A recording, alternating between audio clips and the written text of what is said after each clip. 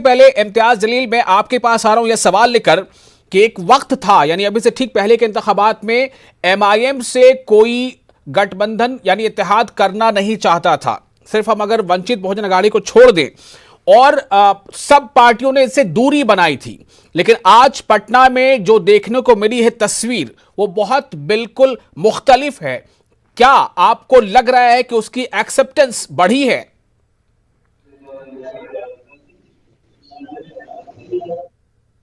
आज के दिन जो अलायंस बिहार के अंदर देखने को मिला है, मैं समझता हूं कि वो हिंदुस्तान की राजनीति के अंदर एक बहुत बड़ा एक ऐसा कदम है जिसका इंतज़ार वो तमाम तबक़ात जिनको राजनीति के अंदर वो मुकाम नहीं मिला था जो उसे मिलना चाहिए था। ये बिल्कुल सही बात है कि आज तक मजलिस इत्तेहादुल मुस्लिमीन को एक अनटचेबल, जिस तरह से एक अछूत माना जाता था कि नहीं हम इसके करीब नहीं जा सकते है, तो इनके अलग अलग तर्क थे, वितर्क थे। बेसिकली इनका फंडा यही था, ये समझते थे कि मुसलमानों की सियासत जो है, कांग्रेस समझती थी ये तो हमारी जागीर है ये कौम। दूसरे जो राजनीतिक पार्टियां हैं वो समझते थे कि नहीं हम जो है मुसलमानों की क़यादत हम ही करेंगे। लेकिन असदुद्दीन अवैसी साहब ने जो एक सफ़र शुरू किया था हैदराबाद से, वो धीरे धीरे बढ़ते हुए जब महाराष्ट्र के अंदर पहुंचा, महाराष्ट्र के अंदर एक एमपी चुनकर आया, 2 एमएलए चुनकर आए, फिर बिहार के बाई इलेक्शन के अंदर एक एमएलए चुनकर आया, तो धीरे धीरे जब कदम बढ़ाते गए तो मुझे आज इस बात का फख्र और इस बात का बड़ा मुझे गर्व हो रहा है कि असद अवैसी साहब हर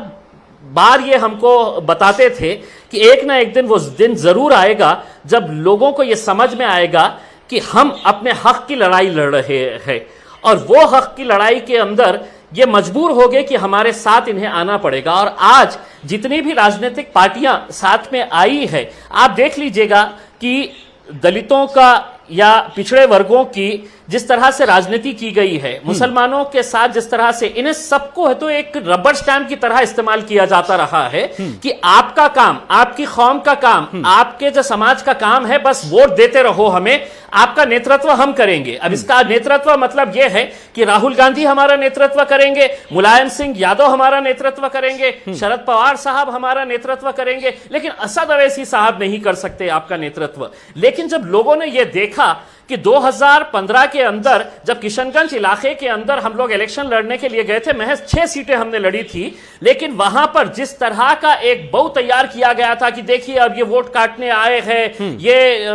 मुसलमानों के वोट काटकर बीजेपी को जिताने के लिए आए हैं, उस वक्त लोगों को ये था, सवाल ये था कि अगर ये 6 सीट ये जीतते हैं तो भी क्या फर्क पड़ता है और हारते हैं तो भी क्या फर्क पड़ता है। लेकिन कांग्रेस ने एक प्रोपेगेंडा बनाई थी, जहां जहां पर भी हम इलेक्शन लड़ने के लिए जाते हैं तो कांग्रेस वाले यही कहते हैं कि ये जिताने के लिए आई थी। एक उदाहरण के तौर के ऊपर मैं खुद अपना उदाहरण देता हूं। मेरे अपने शहर औरंगाबाद में पिछले 20 सालों से शिवसेना जीत कर आ रही थी। यहां के मुसलमान हमेशा कांग्रेस के साथ जाते थे, लेकिन कांग्रेस कभी भी शिवसेना को हराई नहीं। एक मर्तबा मजलिस क्या उतरी 2019 के अंदर, तो देखिए आज हम 20 साल के बाद शिवसेना को हटाकर आज मजलिस इत्तेहादुल मुस्लिमीन का एक एमपी यहां से